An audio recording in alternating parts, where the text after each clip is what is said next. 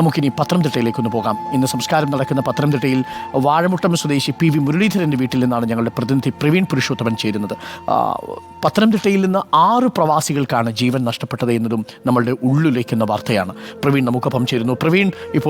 പ്രവീൺ നിൽക്കുന്നത് PV മുരളീധരൻ്റെ വീട്ടിലാണ്, വാഴമുട്ടത്താണ് എന്നാണ് മനസ്സിലാക്കുന്നത്. ബന്ധുക്കളെല്ലാവരും വീട്ടിലേക്ക് എത്തിത്തുടങ്ങിയോ? മൃതദേഹം ഉച്ചയോടുകൂടി ഒരു 12 മണിയോടുകൂടി ഒരുപക്ഷെ വാഴമുട്ടത്തെ ഈ വീട്ടിലേക്ക് എത്തിക്കാനാണ് സാധ്യത. ഇന്നു തന്നെ സംസ്കാര ചടങ്ങുകൾ നടക്കുമോ?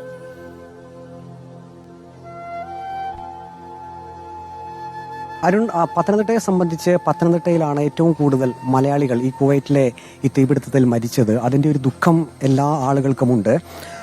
ഞാനിപ്പോൾ നിൽക്കുന്നത് ഈ PV മുരളീധരൻ്റെ വീടിൻ്റെ മുന്നിലാണ്. നമ്മൾ ഇന്നലെ ആദ്യം ഈ വീട്ടിലേക്ക് എത്തിയ ഒരു ഇടമായിരുന്നു അത്. പക്ഷേ നമുക്ക് ഇന്നലെ ഈ വീടിൻ്റെ പരിസരത്തേക്ക് വരാൻ കഴിഞ്ഞിരുന്നില്ല. കാരണം ഇന്നലെ വീട്ടുകാർ മുരളീധരൻ്റെ ആ ഒരു മരണം അറിഞ്ഞിരുന്നില്ല.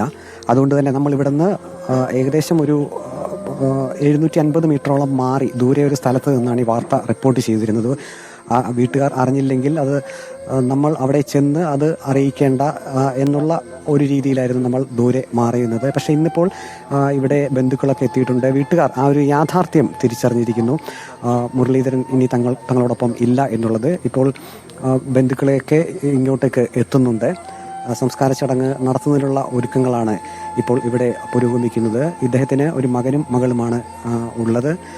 ഇന്നലെ മകനും മകളും ഈ വിവരം അറിഞ്ഞിരുന്നു. പക്ഷേ അദ്ദേഹത്തിൻ്റെ പത്നിയെ ഈ വിവരം ആരും അറിയിച്ചിരുന്നില്ല. ഈ തൊട്ടടുത്തൊക്കെ വീടുകളുണ്ട്.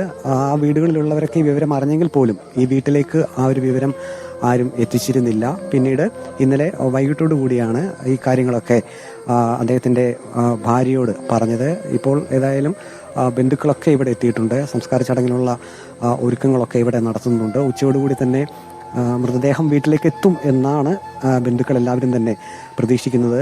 പത്തനംതിട്ടയിൽ 6 പേരെന്ന് നേരത്തെ ഞാൻ പറഞ്ഞത്, അത് പന്തളം സ്വദേശി ആകാശിൻ്റെ സംസ്കാര ചടങ്ങ് ശനിയാഴ്ച നടത്താനാണ് ഇപ്പോൾ തീരുമാനിച്ചിരിക്കുന്നത്. PV മുരളീധരൻ്റെ ഇന്ന് തന്നെ നടത്തും.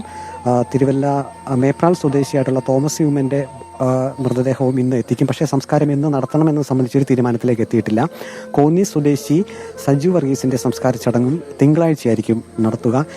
കീഴ്വായ്പൂർ സ്വദേശി സിബിൻ്റെ സംസ്കാര ചടങ്ങും തിങ്കളാഴ്ചയായിരിക്കും നടത്തുക എന്നാണ് നമുക്ക് ഇപ്പോൾ വീട്ടുകാരിൽ നിന്നും വിവരം ലഭിക്കുന്നത്. പ്രവീൺ, നമുക്ക് മടങ്ങി വരാം.